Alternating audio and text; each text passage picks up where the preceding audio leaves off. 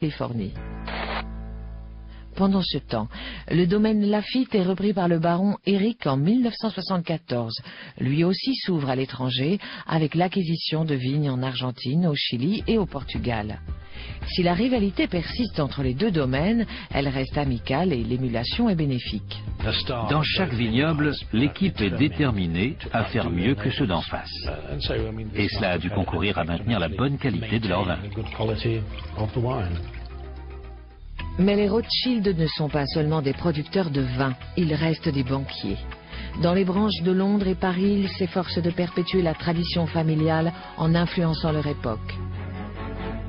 Dans les années 1980, les tensions qui en résultent vont déboucher sur une guerre acharnée opposant un père et son fils.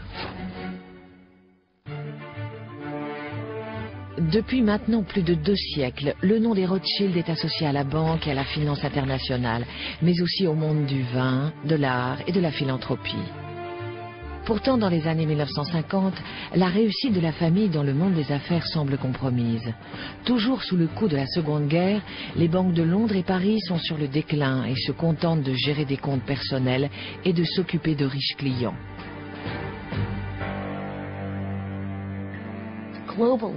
L'économie mondiale s'était considérablement développée depuis le XIXe siècle, et notamment hors d'Europe. Inévitablement, les opérations menées sur le continent européen avaient moins d'importance qu'avant. À la fin des années 1970, Jacob Rothschild, l'arrière-arrière-arrière-petit-fils de Nathan Mayer, entreprend de revivifier la branche anglaise. Impressionné par les résultats de banques d'affaires américaines comme Merrill Lynch et Goldman Sachs, il veut étendre ses activités en ouvrant la sacro-sainte entreprise familiale à des investisseurs étrangers. Jacob voulait que la maison Rothschild rejoigne le club des grandes banques d'affaires et qu'elle ait une structure plus ouverte sur l'extérieur pour pouvoir s'impliquer sur les marchés et créer des tables de change et vendre des titres, des valeurs, des créances, etc.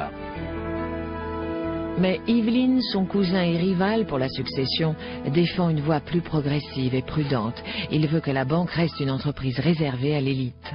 Il ne faut pas investir sur les marchés et prendre des risques en vendant de gros volumes de titres.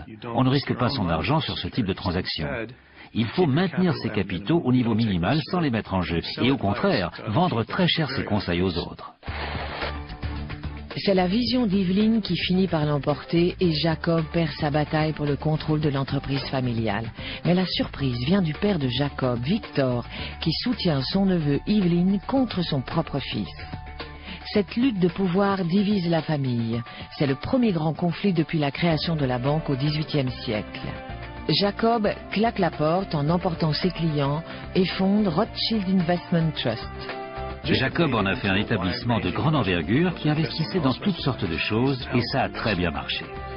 Lui et son fils ont une fortune estimée à environ 3 milliards de dollars. Evelyn reste à la tête de N.M. Rothschild. Sa vision d'une banque haut de gamme est elle aussi lucrative car les grandes banques d'affaires perdent de leur attrait. De nombreuses corporations ont préféré se faire conseiller par de petites banques élitistes, en se disant qu'elles risquaient moins d'être soumises aux conflits d'intérêts qu'on peut avoir quand on fait à la fois du conseil et des transactions sur les marchés. Pendant ce temps, de l'autre côté de la Manche, la branche française est dans la tourmente. Depuis 1944, elle est dirigée par l'énergique Guy de Rothschild qui a reconstruit l'empire familial en diversifiant les activités de la banque, de la gestion des investissements à celle des comptes courants. Le baron Guy était l'archétype de l'aristocrate français. C'était un homme mince avec un goût impeccable. Mais en 1981, le gouvernement socialiste de François Mitterrand prend une décision sans précédent. Il nationalise la banque. Bien qu'il reçoive une compensation financière, Guy est anéanti. Guy avait tout perdu pendant la guerre. Et ça a recommencé en 1981. Là, il a dit « Trop, c'est trop, je m'en vais ». C'est la destruction de mes 40 années de vie professionnelle et de ce que j'ai bâti avec mes associés durant toute cette période. Tout ça nous est arraché des mains. Il s'est dit qu'à cause de leur nom, de leur réputation et de leur argent, les Rothschild avaient été pointés du doigt. Guy s'installe provisoirement à New York mais finit par revenir en France après un changement dans la politique du pays. Il travaille alors avec son fils David à la réouverture de la banque. C'est une réussite remarquable, notamment de la part de David de Rothschild, car il a réussi à reconstruire la banque française en repartant de presque rien.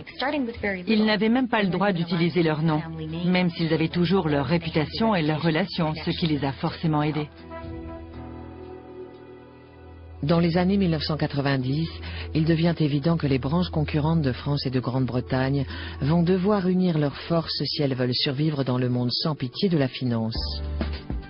En 2003, pour la première fois depuis que Nathan et James ont collaboré pour vaincre Napoléon en 1815, les deux banques fusionnent. Evelyn abandonne son poste à la tête de la branche anglaise et David, son homologue français, prend en charge la direction du nouveau groupe. Aux yeux d'Evelyn de Rothschild, l'une de ses plus grandes réussites, c'est la réunion des branches françaises et britanniques de la famille. Au moins un membre de la nouvelle génération semble reprendre brillamment le flambeau familial. Nat Rothschild, associé dans RIT, le fonds d'investissement londonien créé par Jacob, son père, a remporté un immense succès au sein du hedge fund Atticus Capital. Il a notamment gagné gros en conseillant les nouveaux milliardaires russes. Cela démontre un grand esprit d'entreprise et une volonté de se jeter dans l'inconnu avec une audace qu'on n'attend pas d'une famille si vieille et si établie.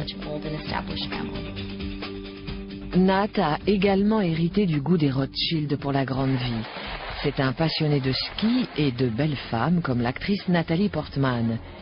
Et il utilise son jet privé pour faire la navette entre ses différentes propriétés de Suisse, de Paris, Moscou, Londres ou New York. Pourtant, il préfère rester loin du feu des projecteurs.